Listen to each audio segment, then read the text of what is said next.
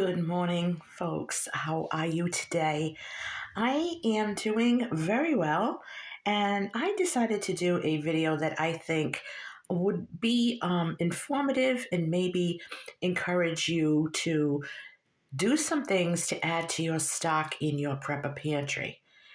What I've been noticing, and I started doing this a couple of years ago, 4 years ago exactly, is just stocking up on different seasonings and spices and different herbs and different things like that I use on a daily basis for cooking and recipes and adding a little bit to salads and various things like that. So I just wanted to go through some of the things that I use in my prepper pantry, basically on a daily basis. And I'm going to start here with my dehydrated goods. Now, you know that I love to grow my own herbs and my own vegetables, and I do love to dehydrate them. Dehydrating your herbs helps them last a long time. They are what I consider a long-term pantry storage. Over a year, at least to me, anything that's over a year is long term. Now, everybody may have their own definition of what a long term food storage is, but in my opinion, anything over a year is a long term. So, what I like to use on a daily basis or practically every day is some or all of these. The very first thing, the most important thing to any Middle Eastern is dill. You have to have your dill. I did not grow this myself. I purchased this organically from the supermarket and I dehydrated a bunch of it. This is going to hold me over until my dill that I'm growing, it starts to come in, and I can dehydrate it and add to it, which will be in a separate jar, and I'll probably put a date on it or something, or homegrown, store bought, something like that. And I will always use the oldest one first. The second, and everybody's favorite, I think, is parsley. So I did once again buy organic parsley, waiting for my garden to produce my own, and I dehydrated it, and this jar was pretty full, as you can see. I'm running low, so I'm going to have some more of that. I'm also going to, I started harvesting my oregano from outside and some from inside, and I dehydrated it because I am low on oregano. I do have to dehydrate some more basil. I'm waiting for more of that to come in. Okay. I like to have cumin for when I'm making any Middle Eastern dish. Cumin is a staple, so I like to have a couple of backups to my cumin.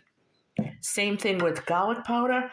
I just love garlic powder. I put it on dishes that call for garlic or garlic powder, and I will put both. I don't put it on absolutely everything, but I love garlic and I love garlic powder. What I would like to do is start dehydrating my own garlic and making my own powder.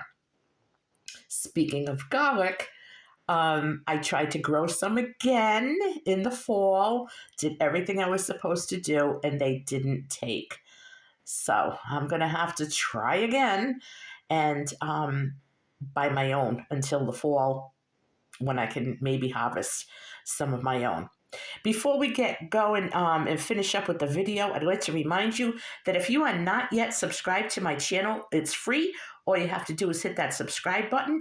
Give me a thumbs up and always let me know if you are a new subscriber and I could give you a shout out. I love to meet new people and you're going to help me reach my goal, and that helps YouTube get out my video to more people. Okay, so back where we were. Ground ginger is something that I like to use sometimes in just some hot water as a tea for my belly. But I use it mostly for when I make any kind of Asian dish and I make my dry mixes. That's another good reason to have spices and herbs readily available. You can make your own dry mixes without spending money at the grocery store. Same with onion powder. I am not as courageous as some people. I don't know if I really want to dehydrate a bunch of onions in my house and have it smell like, I don't know, like a hot dog stand from a ball game or something. I'm not sure. I would have to think about that. But I'm sure that people that do it love it. I don't know. I'm going to have to check it out and see.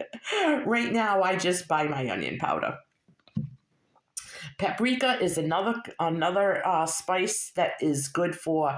I like this in potato salad, or sprinkle a little bit for color on some deviled eggs. I just like paprika. It's great on ribs. I use it to make my rib rub and my pork rubs. So paprika is another staple for me.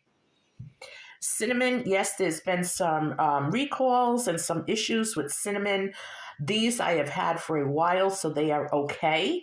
I did check, and none of these are contaminated with lead. However, from now on, I will be replacing it with organic cinnamon sticks and grinding them down myself to make my own ground cinnamon. Also, don't forget to have lots of salt and pepper on hand. One is extra, or they say one is none and two is extra. So always make sure you have at least one or two of all the things that you use every day or on a regular basis. Make sure that you have that in your pantry. Don't forget sugar. Sugar is very important, it is called for in some breads. It is just another staple that you need to have in your kitchen. I don't grow my own sugar cane, so yes, I buy my sugar. But if you have these spices and these herbs and salt and pepper, you can basically make any bland dish taste really good. And I will be doing some follow-up videos with making some more dry rubs and how to use the dry rubs or how I use them. And maybe I can inspire you and encourage you to stop buying packet seasonings. They are no good for you. They're expensive, and it only takes like 2 minutes to make it at home.